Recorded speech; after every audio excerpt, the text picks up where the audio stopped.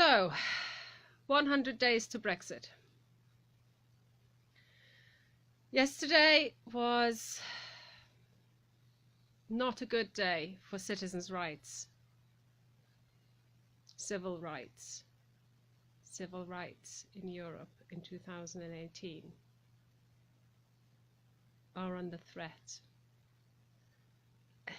These are very surreal times.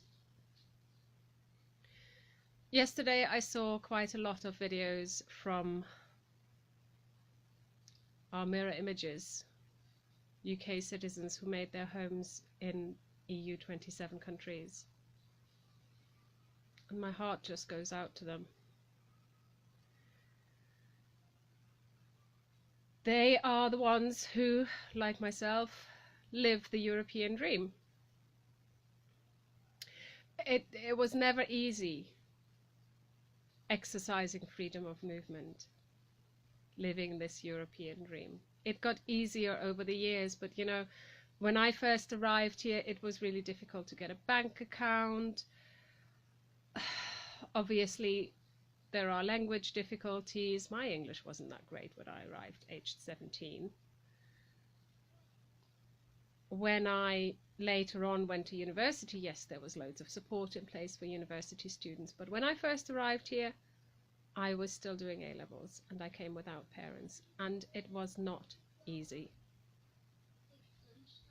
There are always difficulties around getting your qualifications recognized.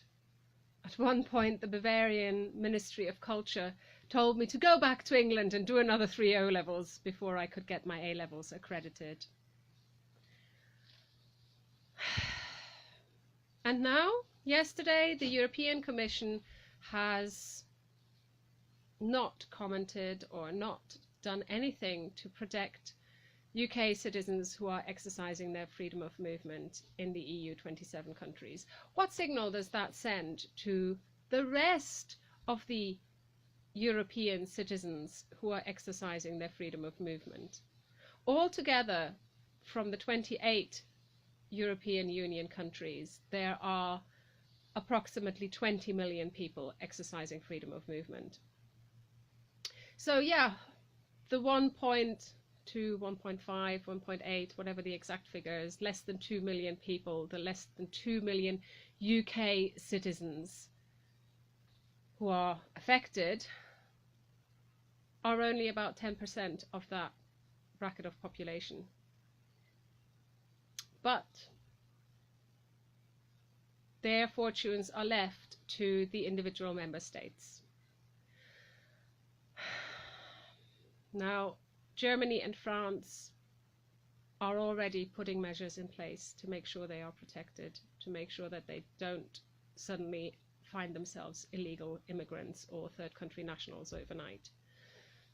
But what about the other countries? You know, do they have an interest in looking after their British residents? Probably not.